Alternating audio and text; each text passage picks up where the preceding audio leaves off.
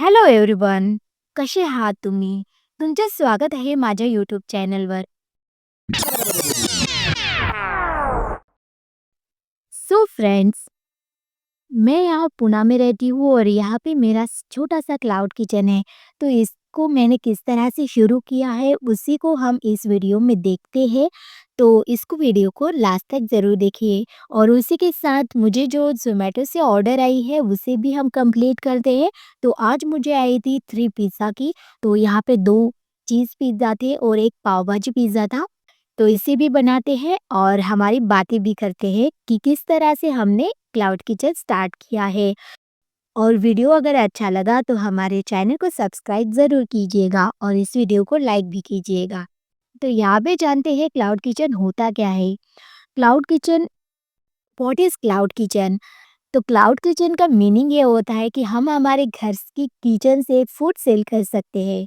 जी हाँ, हमारे घर के किचन से ही हम फूड सेल कर सकते हैं। आपको इसके लिए अलग से रेस्टोरेंट रेंट पे लेने की ज़रूरत नहीं होती है। तो इसे किस तरह से हम रजिस्टर कर सकते हैं, ये जानते हैं आज। और किस तरह से इसकी प्रोसेस होती है, ये भी जानते हैं। तो यहाँ पे हम पहले जानते हैं फसाई लाइसेंस के बारे में। तो फसाई लाइसेंस हमें निकालना होता है, फूड लाइसेंस होता है ये, और निकालना होता है हमें क्लाउड किचन के लिए। तो गवर्नमेंट के वेबसाइट से हम फसाई लाइसेंस बना सकते हैं। 100 रुपए में ये बन जाता है। और अगर बाहर से बना सकते हैं तो उसके भी अलग चार्जेस वो आपको देने पड़ेंगे। बट गवर्नमेंट की वेबसाइट में हमें 100 रुपए में ही ये मिल जाता है। तो अगर आपको निकालना हो तो मुझे कमेंट में बताइए, मैं आपको ज़रूर बताऊंगी इसके बारे में। और उसके बात करते हैं इन्वेस्टमेंट के बारे में। तो 5,000 से भी हम इसे स्टार्ट कर सकते हैं। जैसे आपका मेन्यू होगा उसी पे डिसाइड होगा आपकी इन्वेस्टमेंट। तो यहाँ पे मैं पिज़्ज़ा सेल करती हूँ, तो उसके लिए मुझे लगता है ओवन, पिज़्ज़ा बॉक्सेस और पिज़्ज़ा सॉसेस और इस तरह से चीज़ वगैरह लगती है, तो मैं उसी के हिसाब से इन्वेस्ट करती हूँ। अभी मैं यहाँ पे पिज़्ज़ा और मोमोज़ ही सेल कर रही हूँ, बिकॉज़ मैं at a time 1 he order ले सकती हूँ। और मैं एक न्यू मॉम हूँ, तो मेरी बेटी को भी मुझे सँभालना होता है। तो मैं इसकी वजह से ज़्यादा मेन्यू ऐड नहीं कर रही हूँ, लेकिन धीरे-धीरे मैं इसमें न्यू आइटम ऐड करती रहूँगी। जैसे-जैसे आपको प्रॉफ़िट मिलता रहेगा, आप उसमें न्यू आइटम ऐड कर सकते हैं।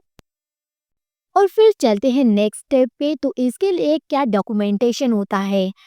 तो फर्स्ट हम जानते हैं, अगर आपका खुद का घर है या आप रेंट पे रहते हैं, तो उसके लिए आपको, अगर आपका खुद का घर है तो आपको इलेक्ट्रिकल बिल या वगैरह लगेगा। या फिर अगर आप रेंट से रहते हैं तो उसके लिए आपको रेंटल एग्रीमेंट बनाना पड़ेगा। वो किस तरह से बनाते हैं वो भी मैं आपको बताऊंगी, आप मुझे कमेंट में बताइएगा। उसके बाद हमें लगता है bank detail, pan card detail, क्योंकि आपका पेमेंट उसी में आएगा तो उसका भी वेरिफिकेशन होगा। तो ये सब आप चीज़ें आपको लगेगी। और सबसे बड़ी बात, ये सब आपको कैसे करना है। तो यहाँ पे स्विगी या ज़ोमैटो को आपको कैसे जोड़ा जाता है। तो यहाँ पे स्विगी और ज़ोमैटो का जो, मतलब ज़ोमैटो पार्टनर ऐप होता है, वो आपको डाउनलोड करना पड़ेगा। तो उस ऐप में जो फॉर्म आता है वो फिल करना पड़ता है आपको। तो यहाँ पे इस तरह से आपका जो भी डॉक्यूमेंटेशन होगा उसकी वेरिफिकेशन होगा, उसके बाद ही आपको आपका जो रेस्टोरेंट है वो अप्रूवल हो जाएगा। और वो अप्रूवल होने के बाद आपको ज़ोमैटो के थ्रू की जो ऑनबोर्डिंग फ़ीस होती है वो 999 है और स्विगी के भी 999 है। ज़ोमैटो की जो फ़ीस होती है वो आपके पेआउट से डिडक्ट होती है और स्विगी में आपको 999 पे करना पड़ता है। तो इस तरह से इसकी प्रोसेसिंग होती है। उसके बाद आपका जो भी डॉक्यूमेंटेशन वेरिफिकेशन है वो हो जाएगा। और उसके बाद अगर आपको अप्रूवल मिल गया आपके रेस्टोरेंट के लिए, तो उसके बाद आपको एक ट्रेनिंग होता है। और उसमें आपको किस तरह से ऑर्डर रिसीव करनी है, किस तरह से आपको ऑर्डर आती है और किस तरह से उसको डिलीवर करना है, ये सब ट्रेनिंग मिलती है। और इस तरह से आपको वो सब कुछ कर लेना है। और उसके बाद यहाँ पे मेन बात ये है कि आपको ज़ोमैटो या स्विगी में कितना कमीशन देना पड़ता है।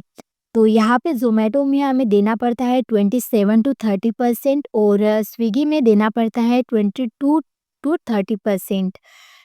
तो इसी को कंसिडर करके हमें प्राइस को डिसाइड करना पड़ता है। तो हमारे जो भी आइटम हम रख रहे हैं इसकी प्राइस हमें डिसाइड करते वक़्त ज़ोमैटो का कमीशन और जो जो हमारी इन्वेस्टमेंट है उसको हमें कंसिडर करना पड़ेगा। और उसके बाद नेक्स्ट स्टेप है हमारा जो भी रेस्टोरेंट है उसका आउटलेट। तो किस तरह से हम हमारे मेन्यू को रख रहे हैं, उसकी पिक कैसी है, उसकी प्राइस क्या है, उसका डिस्क्रिप्शन कैसे है, इन सब बातों को हमें बहुत ही अच्छे से हमें डिसाइड करना है और उसे रखना है। क्योंकि अगर कस्टमर ऑर्डर करेगा तो इन सब चीज़ों को देखेगा। और नेक्स्ट स्टेप है हमें इन्वेस्टमेंट कितना करना पड़ेगा। तो ज़ोमैटो में जो इन्वेस्टमेंट है वो आपके मेन्यू में डिसाइड होगा। क्योंकि अगर आपके मेन्यू की साइज़ अगर स्मॉल है तो आपको कम इन्वेस्टमेंट में लगेगी और अगर ज़्यादा है तो आपको थोड़ा-सा ज़्यादा इन्वेस्टमेंट करना पड़ेगा। बट मेरा कहना ये है कि अगर आपको क्लाउड किचन स्टार्ट करना है तो आप छोटे से इन्वेस्टमेंट से स्टार्ट कर सकते हैं। छोटे-छोटे जो मेन्यू है वो रखिए और उसके बाद हम धीरे-धीरे उसमें न्यू आइटम ऐड कर सकते हैं। तो आपने जाना होगा क्लाउड किचन क्या होता है और हम किस तरह से इसे स्टार्ट कर सकते हैं। बहुत ही सिंपल है और अगर आप हाउसवाइफ है या फिर आप पार्ट टाइम जॉब करती है या फिर मेरी तरह न्यू मॉम है तो आप इसे ज़रूर ट्राई कर सकते हैं और अपने घर से ही पैसे कमा सकते हैं। और अगर आपको मेरी वीडियो अच्छी लगी तो मेरी वीडियो को लाइक कीजिए, शेयर कीजिए और मेरे चैनल को सब्सक्राइब करना मत भूलना। और आपके साथ बातें करते-करते मेरा डिनर भी हो गया और उसके बाद मुझे फिर से ऑर्डर आया था ज़ोमैटो से, तो इसे भी मैंने कंप्लीट कर दिया है। तो मिलते हैं नेक्स्ट वीडियो में, तब तक के लिए हैप्पी कुकिंग, बाय बाय।